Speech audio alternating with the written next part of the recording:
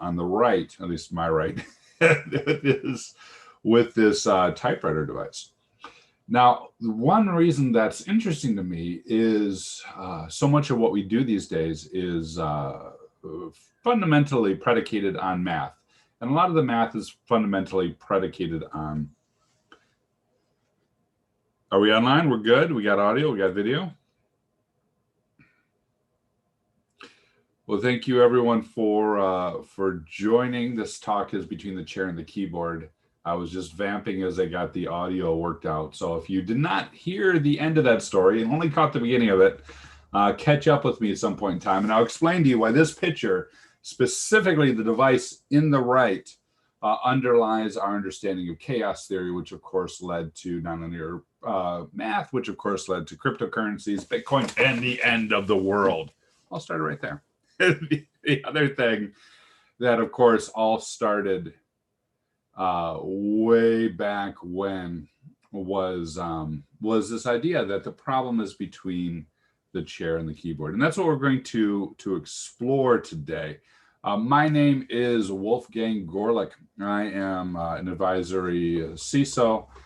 And, you know, I think a lot about strategy. I think a lot about how we go ahead and do the communications to users, the designs for developers, how we get security thoughts out there. And it is, of course, incredibly important because, as we know from the Verizon Data Breach Report, humans are an issue, right? 85%, according to the 2021 report, 85% of breaches involve the human element. Now, I saw that number, and it reminded me of something. It reminded me of a book I read, a book called Design of Everyday Things. I've talked about this before at CircleCityCon, on the CircleCityCon stage. And there's this lovely line in the book where they say that most industrial accidents are caused by human error, right? By the people. And the estimates range from 75 to 95%. And the question it poses, how is it? How is it that so many people can be incompetent? And as I was reading this, I'm like, yes, because these are similar numbers we see in InfoSec all the time. Yes. So I'm flipping the page. I'm like, tell me, Don Norman, what's the answer? And another page was, they're not. It's a design problem. So I'm like, don't tell me it's me, man. Don't tell me it's me. I first shared this story at CircleCityCon in a talk called Wibbly Wobbly, which was designing security systems. And that question had me thinking, does InfoSec have a design problem? This was the question I posed at CircleCityCon at Wibbly Wobbly. Do we have a design problem? And of course, I think the unanimous answer was yes. I mean, our tools are hard to use, our users are frustrated, and we've got a number of breaches. Now, this is problematic for me personally, because I like to think of myself like I fight for the user, right? You know, way back to War Games, way back to Tron. I like to think of myself in that vein, but am I really doing a good job? So this talk explores some of the science behind that, explores some of my current thinking, brings us all up to date with where I'm at, and it really fits within the pantheon of the wider talks on security awareness, sort of. Because if you go to any conferences, you're going to hear things like, "Oh, let's fish our end users for fun and profit." Let's talk about how dumb Dave is. That the comic Dave, not you, Dave. If you're Dave or listening to this, I'm not talking about you, Dave. I'm talking about that comic where it's like, "On this end is Dave." All right, our users are the weakest link, right? And then we got all these terrible talks, and they all start the same way. It's not if, but when. There's been 3 billion breaches and counting. Everything is on fire. And I don't know about you, but I'm kind of sick of those, right? I'm sick of those because if it is, in fact, a design problem we're facing, we really need a better design model. And we need a better design model that we can hang research off, that we can debate, that we can run hypotheses or create hypotheses and run experiments within our environment to see if it actually makes sense. So I don't know that that this is a good approach to just talk about how the world's on fire. No, when I started thinking about this, I realized that I needed a better model. And let's start with that model, and then let's talk a little bit about applying it to the human condition. And I'll give you some ideas and some research on how you can use these ideas, and then we'll go from there. Now, the first thing we think about a model is it has to be a way that we can rethink hardening the human attack surface. And in part, I believe that hardening begins, whether you're talking about patching a server, whether you're talking about writing a line of code, whether you're talking about reconfiguring how you're doing OAuth and OIDC or SAML, which is another one of my passion spots at the moment. Hardening always begins with understanding the systems that we're looking at. So do we have a good understanding of our workforce that we're trying to protect? I don't know that we do. So here's the model I've been using to create that understanding. It begins with the paths that they're taking, as they work through their environment, as they go about their day job. We'll give a couple examples here in a minute. And then it looks at the choices that they're making to get work done. And we start thinking through those paths that we're putting them through, and we start thinking through the choices that they're making, and we can explore those properties and manipulate some of those things. Some of the main properties are the number of steps that they're taking along that path, the familiarity of each step. Have I done this before? Is it recognizable or is it unfamiliar? Is it got muscle memory in it? What's the friction in each step? Is it easy to complete this process or is it difficult? In terms of choices, we've got a similar outline: the number of choices, the predictability of each choice, and the cognitive load. Now, we can really screw up security by adding unnecessary friction. I'm sure you can think of examples where we've done that, right? Where we ask them to jump through too many hoops. This is an area, friction, by the way, is an area where, especially in like e-commerce security, when I'm called to advise on that, is an area we focus in on a lot.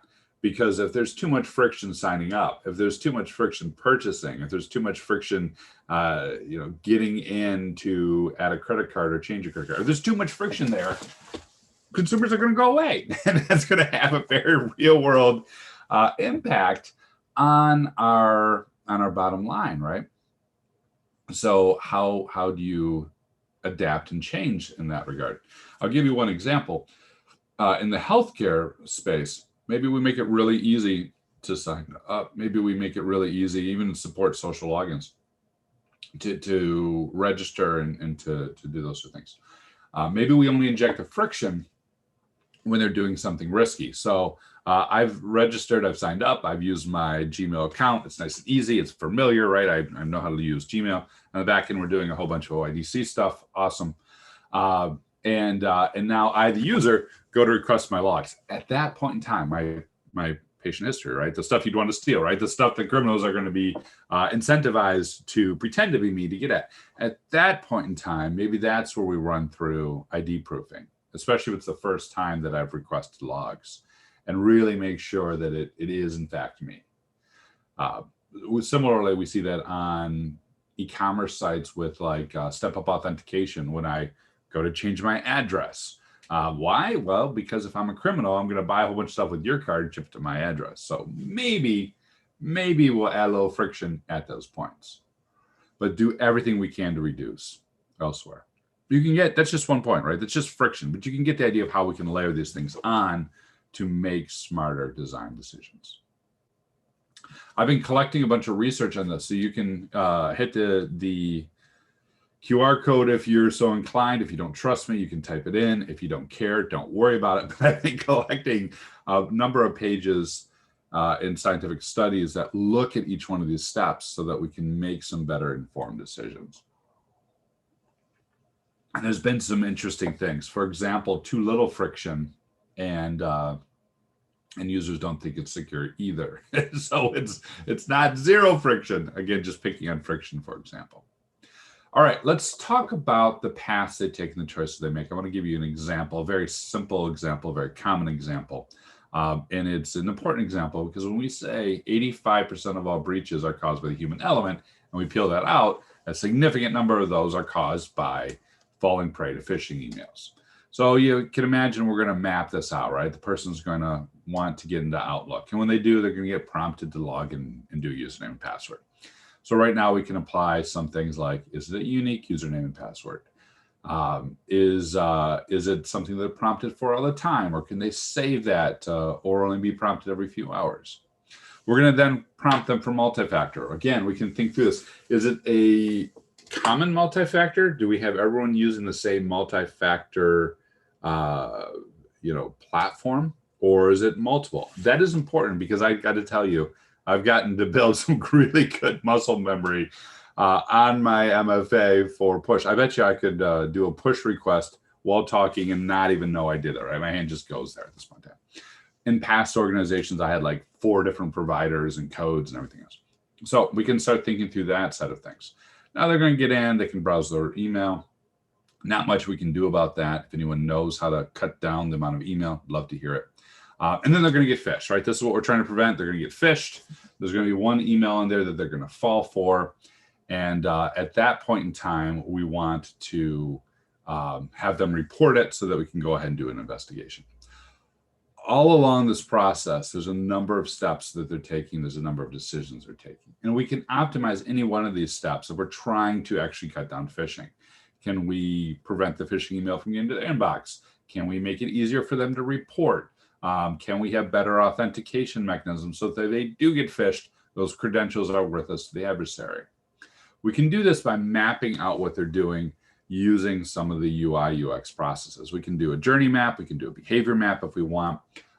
This is a pretty simple process, but if it's a process where people are getting lost, even knowing what to do, we can do wayfinding. There's a really interesting research experiment that I was looking at, and I loved it. They walked people through performing security behaviors. Did it again and again. People could figure it out. Everything was fine. And then the researcher asked the question, like, oh, wait a minute, we're starting, in a couple steps into the process. We're already getting them into Outlook. We're already getting them into this process to make sure they knew what to do next. What happens if we don't start them there? What happens if we just start them at the desktop and ask, where do you think they will go? And the success rate went from around 80 to 90% down to about 10% because everyone's like, I don't know. Do I go to settings? Do I go to your website? Do I know where to even start? And that little question, where do I begin? Which is a wayfinding question, right? How do I find my way on this path? Was enough to illustrate and identify where some of the problems were in the reporting process. All right, what else can we do with this path now that we've done a journey map or behavior map or did a wayfinding thing? Or did something process analysis, which you would do as part of BCP, DRP, right? Your business impact analysis, or as part of PCI DSS. You do have data flows, right? If you're doing PCI DSS, please tell me you have data flows and process flows. If you don't tell me, you'll break my heart. But those types of things that we already have, tools we already know we can use in this space. With that path, we can start looking at how we can move people along that path easier to make sure that they stay on the happy path, as it's called, that they are able to, in this example, report enough information on a phish so that we can investigate and eliminate it. There's a few scientific concepts that we can look at. Familiarity, which I talked about a lot, and I'll touch on in just a minute. Looking at nudges, which are a way to move people forward on the process, and looking at sludge, which is another way to codify friction. So in terms of familiarity, you guys have probably heard me say 1,000,001 times that when work looks like work, work gets done. So important for whatever the design is we're looking at. Back to the email, this is one of the reasons why the phishing emails work, right? Because they look like work, so it's going to get done.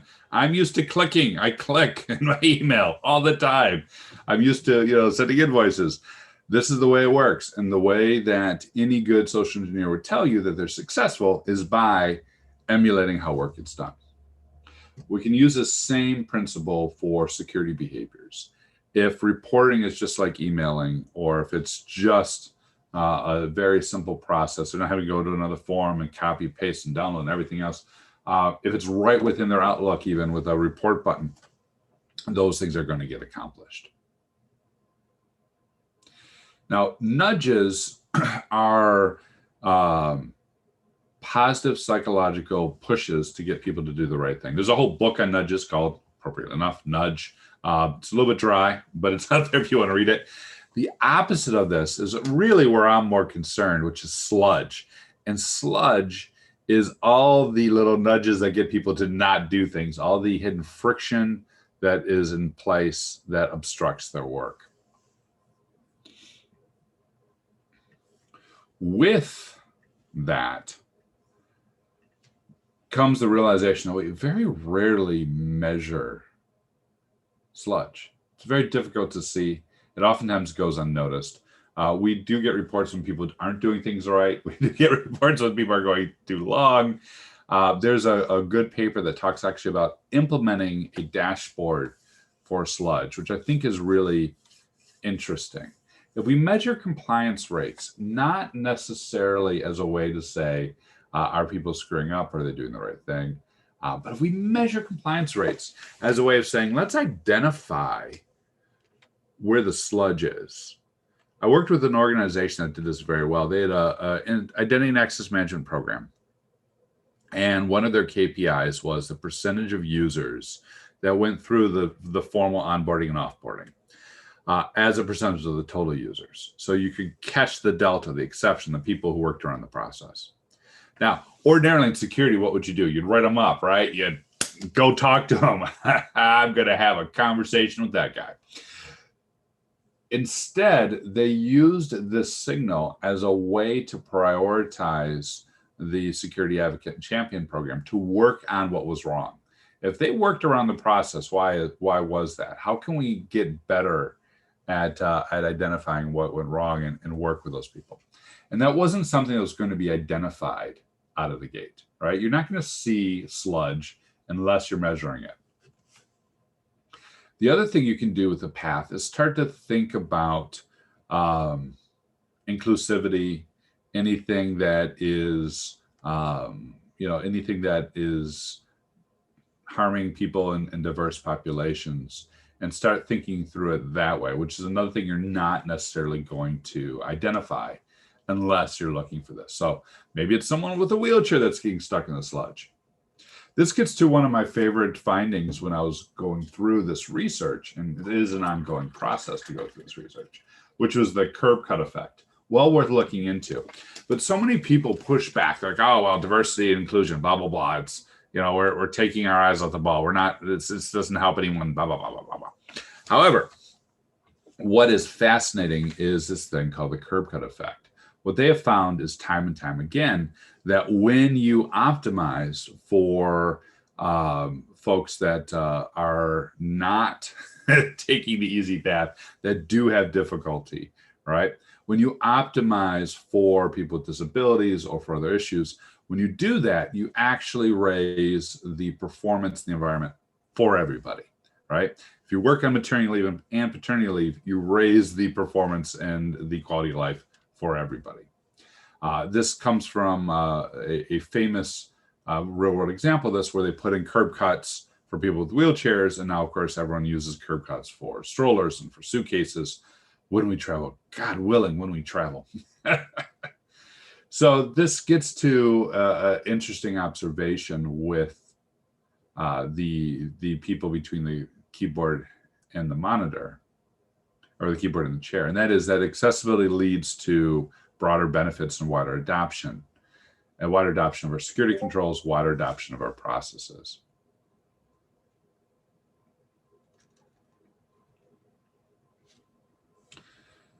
All right.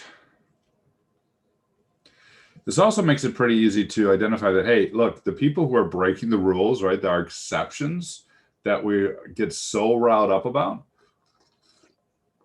are actually those bold enough to give us feedback about where our design is not working. It's a great feedback mechanism to look for the work hackers and figure out why we're getting them getting in the way. In terms of choices, it's all about making the secure choice the easy choice and making the secure choice the default. And this is important because oftentimes in security, we think that it's going to go this way, right? We put in place our control in the path that they're taking. And the user's going to see that and they're going to be like, can I work around it? No, I can't. This is an effective control. And hopefully the users will be happy. But of course, that's never how it plays out in the real world. What is much more likely is we put in place these controls and the users are highly motivated to break through the controls. And in breaking through the controls, working around them, working beside them, we end up inadvertently opening holes for adversaries and for other bad things to happen. It's a very important aspect of human psychology that the more constraints we put on users, the more creative users become, and the more creative users become, the more dangerous they become because they're opening up holes in the environment. So I want to talk about an example of this, of smart defaults, of low friction, of adding security on the path that doesn't impact usability. One of my favorite examples is Touch ID, because everyone picks up their phone, right? You pick up your phone, you wake up, you pick up your phone. Half the time I'm in bed, half asleep, picking up my phone. and then I'm saying stupid and something stupid in my sleep, and my wife is tweeting it out on my behalf. Good times, good times. So no, this is how people use phones. And in the good old days, when everyone moved to Apple, one of the benefits was you didn't have to lock your phone. I used to run a BlackBerry environment. Everything was locked down and nice, great, secure. Everyone moves to Apple, and in moving to Apple, it's not on my beds, it's not in my control. They don't lock it down. No one locked their phones. No one locked their phones before Touch ID. I'm sure someone did, but I will go on and live and say no one did. And then Touch ID comes out. Now, when Touch ID came out in 2015, they actually did something very clever. They looked at how people were using the phones. Again, you pick it up, you hit the home button. And that's where they decided to put the touch sensor. It wasn't a separate gesture. It wasn't another button. It wasn't another thing that people had to remember to do. You pick up your phone and it automatically authenticates you by biometric. Pretty clever. Right on the path, low friction. Now, what about defaults? They made it a default to enroll people. They made it incredibly easy to do so. And because of that combination of putting the emphasis on the machine, right? We're going to do biometric security, not require a complex password. Putting it on the path. Okay, people pick up their phone, they hit the home button.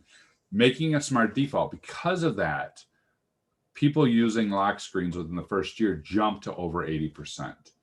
Really, really great example of security that was well done and well designed. So a lot of folks will argue, hey, it's security or usability. How many talks begin with, let's talk about why it's always security or usability? If it truly is security or usability in an environment, I would argue it's because we're using the wrong model to figure out where we need to put security. I would argue it's because we're doing it wrong.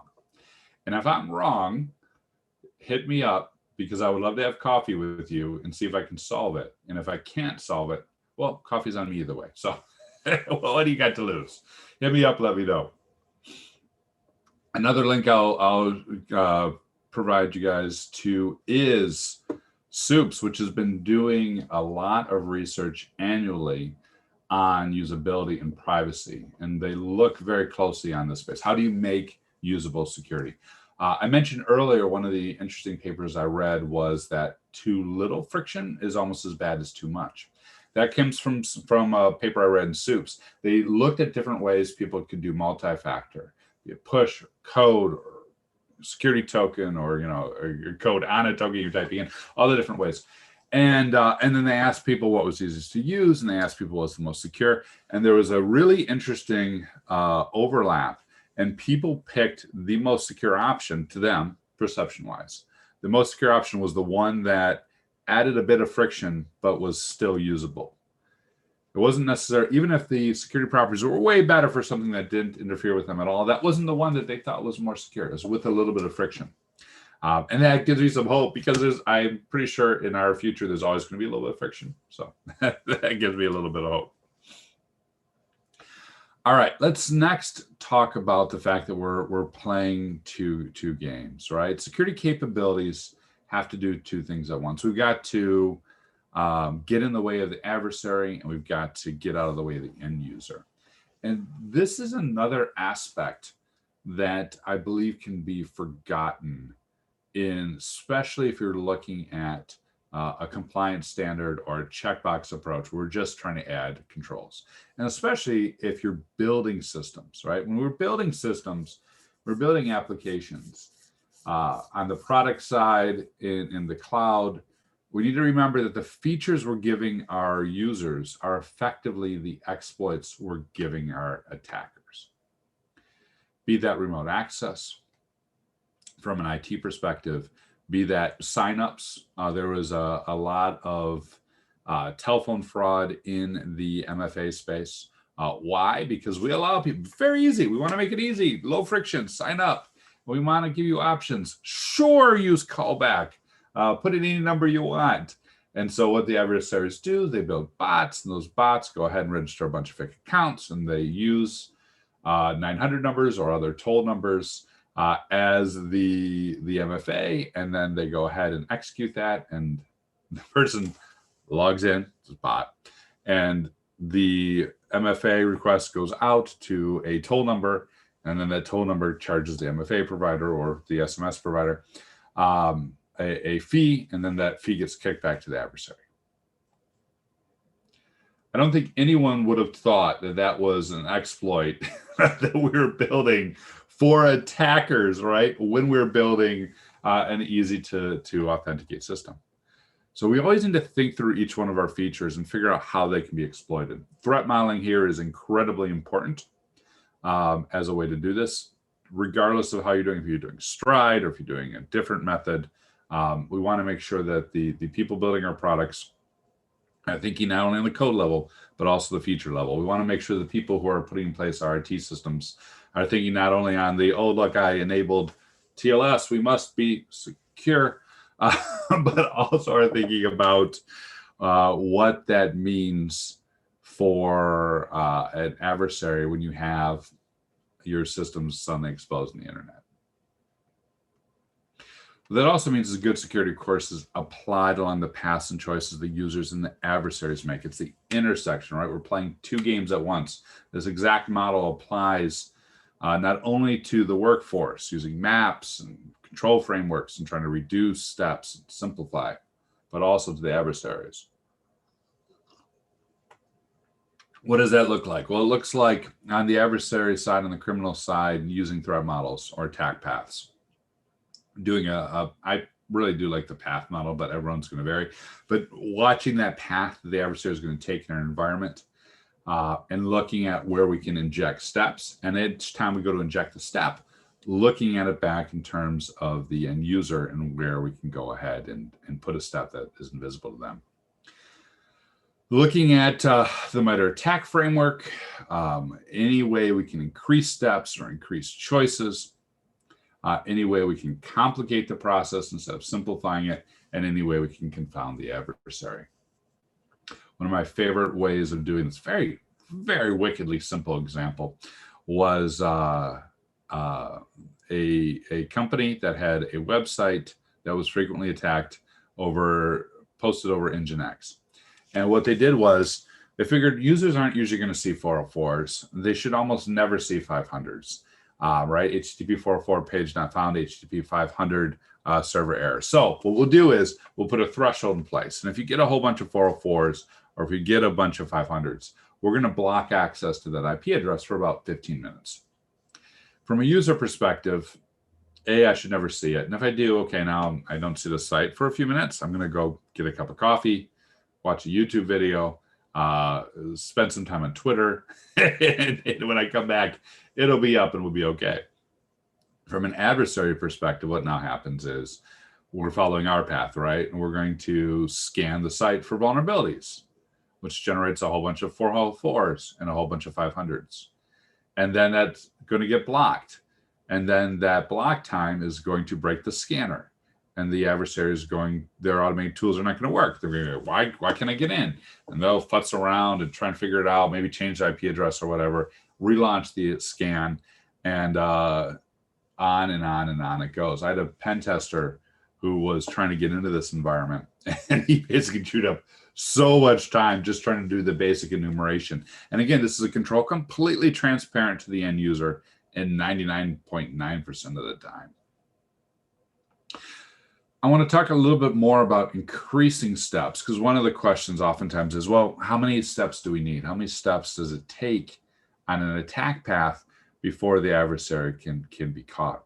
And we know we want to add steps. We know we want those steps to be such that they're loud, right? That they trigger alerts or can be seen or can be responded to by our defense team.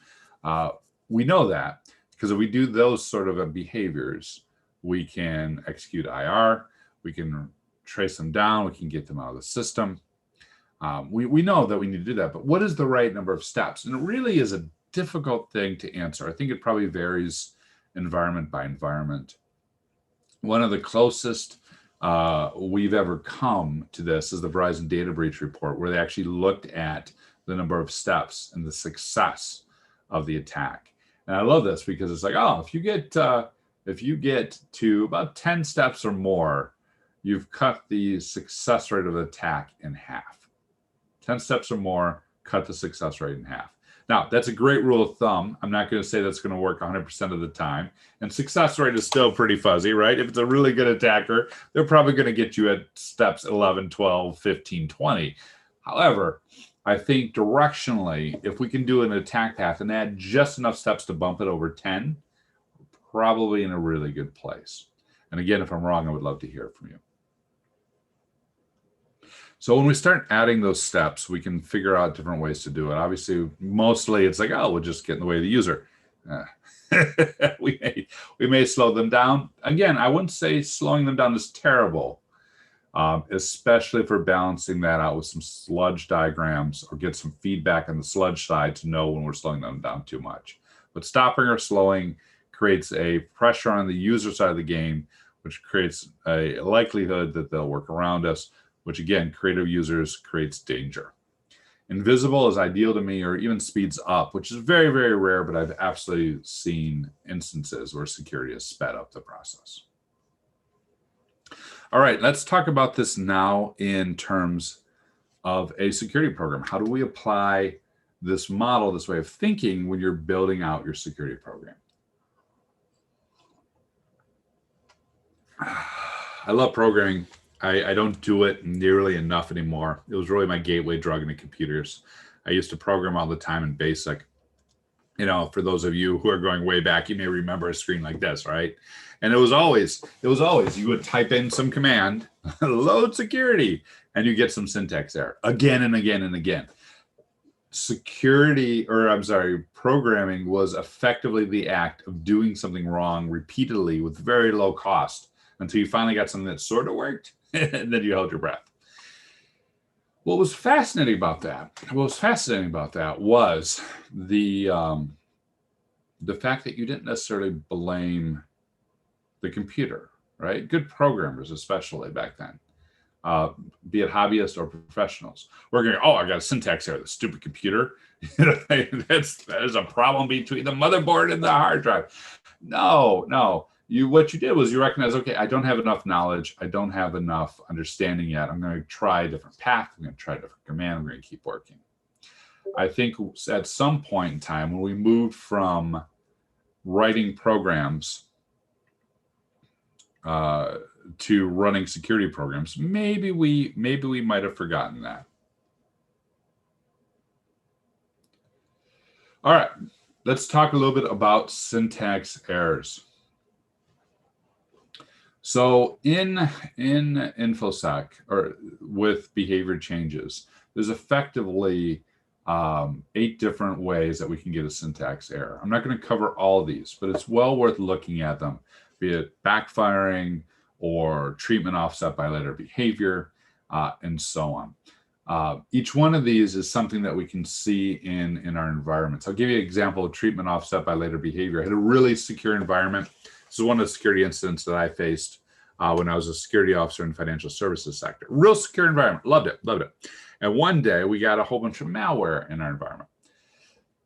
This should not happen, I said. We've got endpoint segmentation or isolation, rather. We got endpoint isolation. I've got malware everywhere. How did this happen? What went wrong? And in investigating, it was one of my guys, one of my VIPs, had brought in place into the environment an infected laptop. And I'm like, why? Why did you do this? It's like, oh, I knew it was infected. I'm like, well, then why? And I guess, well, Wolf, where else would I bring it? This is the most secure place I could think of to work on it. Okay. So treatment offset by later behavior. We can think through any one of the ways that security behavior is not effective and map it to these syntax errors. I'd encourage you to look at this paper, some great advice on what to do next. Also, that gives you a chance to figure out where we can go from there. From a troubleshooting perspective, one of the things I really like from a troubleshooting perspective is the 4 I's framework. So ignorance is what we almost always assume. They just don't know what they're doing. Irrationality, right? They're not rational.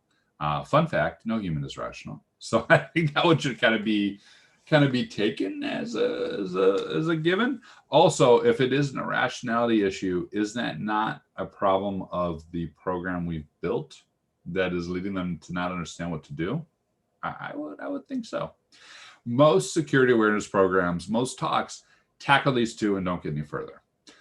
There are 2 more to consider. One is incentives, and some of the best security programs I've seen, especially in the DevOps space, are working to align incentives between the security team, the ops team, and the dev team.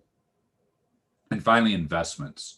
Some of the greatest programs I've seen from a CISO perspective is where the CISO sits down with the business unit, the developers or whatever, and says, hey, we want to help you with the business case for better tooling.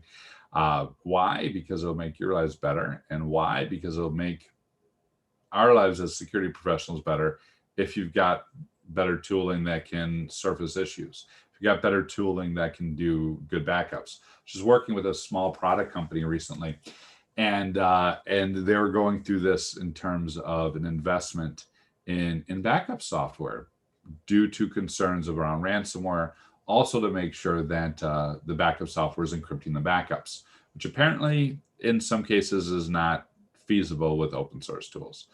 I'm not too happy about that last part. I don't know why you would do a backup and not encrypt it. But anyways, so you can start to see how the security team can partner with these other teams to put in place good programs.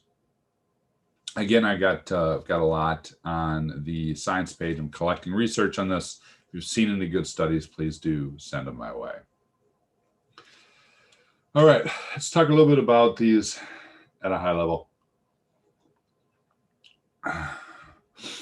The ignorance side always cracks me up. We'll just do security awareness. Security awareness would work. We would have probably made some progress by now, but it never works. It never seems to work. There was a study by the ISF in 2020 that found after good security awareness, I'm going to caveat that, good security awareness. We're not talking about those terrible videos or those websites you click through in 2 minutes to answer. Good security awareness. After good security awareness, how much behavior change did we see? And the answer was less than 15%. With security, we oftentimes think that it's the user's problem. Another oftentimes fallacy we have is that security is completely unique, and therefore there's no other fields we can look at. I was looking at another area where we saw less than 15% behavior change after awareness, and that was voting. Voting had this exact same problem. If you just call someone and make them aware that there's a vote coming up, they're not going to change their behavior. So what they did was they experimented with several different factors, and they came up with this idea of having a plan, having positive peer pressure, having it wrapped around your identity. And when they included all these factors, the ability to get people out to the polls went through the roof. So how do you have a plan? Well, this is where we're talking about security champions, someone within the business that's embedded, that's taking action on these things. How do you make sure it's part of their identity? Well, one of my favorite ways back in the day from a DevOps perspective was using something like Rugged, where your developers, your DevOps people were like, yeah, we're rugged. This is part of our identity. We write good code, and good code means secure code and clean code. So you wrap those in, and you can get a lot further with your behavior changes than just saying, "Oh, don't click that." From an irrationality perspective, we need to think about how we're delivering these messages. I'm going to skip ahead a few slides. From an incentives perspective, there's a lot more from incentives and investments that we can do than just trying to align incentives. Part of it is looking at any barriers for the behavior, right? What's the barrier of completing that path and removing that barrier? That in and of itself can be an incentive sometimes. It's also looking at any benefits. Is there anything we can do to amplify the benefit of completing this process? So back to my phishing example and reporting, maybe we run a lotto on that and provide some financial compensation. Or maybe we don't. I was reading a book on incentives that said if you tie things to financial compensation, that can actually have a backfire effect. We need to explore these things and try them out and get some real world data on what works and what doesn't. It's really difficult to know where the barriers are and where the benefits are, especially if we're sitting in security. And many people think and talk in terms of security champions, but really view those security champions as just a one-way communication path, right? I told the champion, they'll tell the team, things will get done. We also, I believe, need to look at security advocates. Security advocate is someone within the security program itself. Their role is to advocate to the champions and to the business units. Their role is to share the business knowledge back with us, help fight sludge, help fight security fatigue, and keep those champions enabled. So as we think about how we get information points from point A to point B, from the security SME to the business SME, it really is having the conversation with the advocate to the champion to the business SME. But it cannot be one way. It also has to be back from the business SME to the champion, to the advocate, to us. Why? So that we can better design our security programs to reduce friction, to reduce issues.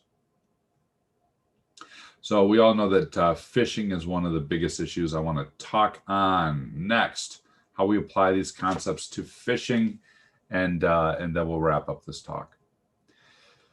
So with passwords, what can we do there? Well, maybe we can remove the password altogether, so there isn't so there's a passwordless authentication mechanism.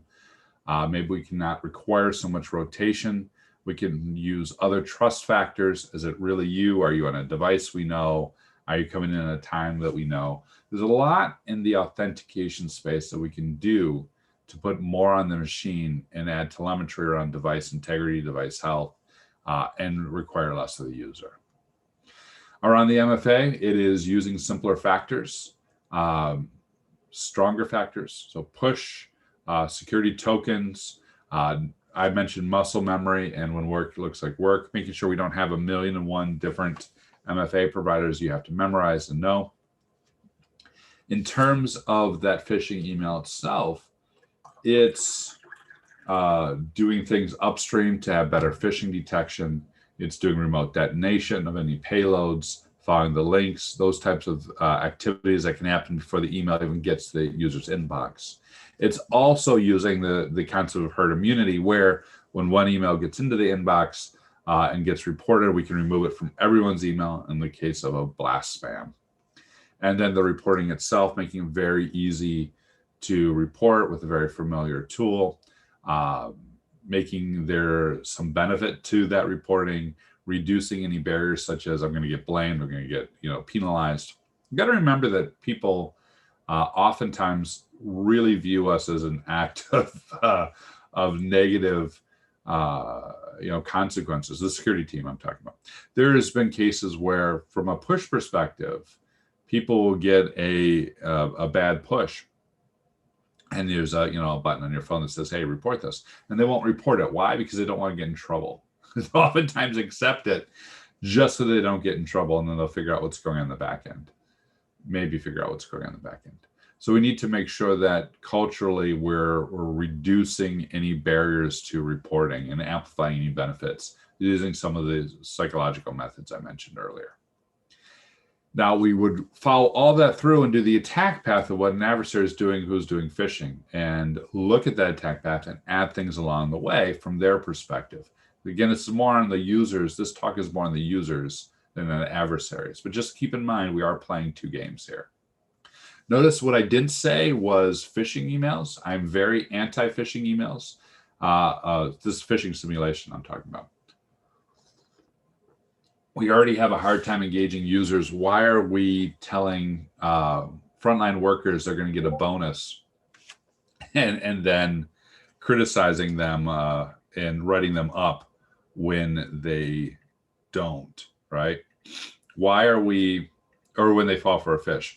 Why are we offering nurses vaccines? This happened when the vaccines started rolling out, and using that as a way to phish them. Why are we going after some of these underlying physiological and safety needs and using that, and then wondering why they won't report to us or talk with us?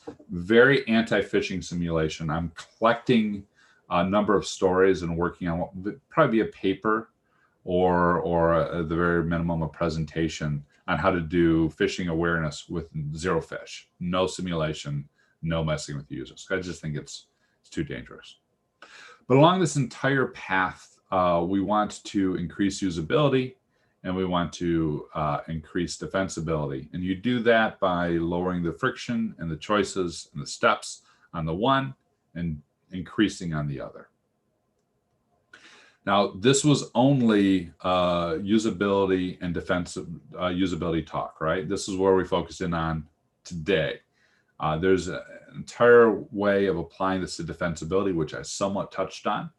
There's also the concept of manageability. How do we use the same model to make our systems easier to manage and support from a security operations center perspective? And auditability. How do we make sure that we're adding telemetry and capturing evidence along the entire path to make sure that this is doable? This approach, which started out just a couple years ago with a simple question on the Circle City stage, is rapidly tending towards being a multi-day workshop, if I'm honest.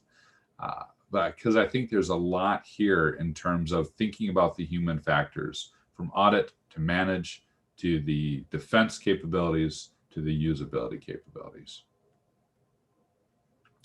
All right, I'm coming up on time. I want to get back to the chair and the keyboard.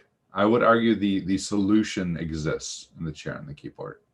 So you guys might have noticed that I was talking in the beginning when the sound didn't come out, and I was narrating what was in this photo. I'm sorry you guys missed it. It was very good. It was very funny.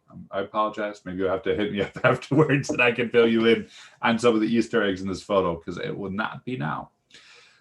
However, one of the interesting things that happened when computers came out was that people started having issues, right? They started having a lot of complaints using computers, physical issues, issues about the chair, issues about the keyboard. And no one knew why. Computers are new. What's going on? We worked over here, now we're working over there. You're sitting down every day. Why? How can you possibly be complaining about pain? So they did a very exhaustive study as to why this was occurring. And you're probably not going to be surprised, right? It was eye strain, it was wrist strain, it was back strain. The problem literally was the chair and the keyboard and the screen. And what happened over the coming decades was we've had a revolution in human factors and ergonomics. We don't blame the person for eye strain. We don't criticize people for having back pain. We understand that there needs to be a certain setup with the chair and the keyboard to comfortably work. As a matter of fact, when my company shifted to work from home, we had an ergonomics coach. So I brought my camera around and I showed how I was setting up, and they just were like, "Wolf, no, you can't live like this." And I'm like, "What do I need to do?" Like, here's how you set everything up. Here's how you put your chair. Here's put your keyboard. They didn't say, Wolf, you're an idiot. They didn't say, well, maybe they might have applied that, but they didn't say that, Wolf, it's all on you. You're a lesser human being because your body cannot adapt to the machine. We adapt the machine. And yet, 4 decades after that study I shared was published, 4 decades after, we still look at what we tell people. Don't put your bike here. And we see them put the bike there. and we still blame them for the incidents, right? Security must catch up on these human factors. We absolutely must catch up on the human factor side of using computers, not only the physiological side. And we made some progress. I think we made some progress at many conferences, including Circle City. We're heading in the right direction. In some ways, we've come so far in terms of how we think about security and how we apply it. But we still have a significant way to go. So I would encourage you guys all to apply these ideas in your environment, to hit the button, to hit the reset, to stop blaming the user, to consider human factors when we design, to do so using a path model, and to give me feedback. What works, what doesn't, what am I not thinking about? I would love to have conversations about this moving forward. Had a ton of great conversations initially when I introduced this idea a couple years ago at Circle City. So thank you for that. Thank you for your time today, and I hope you have a great conference.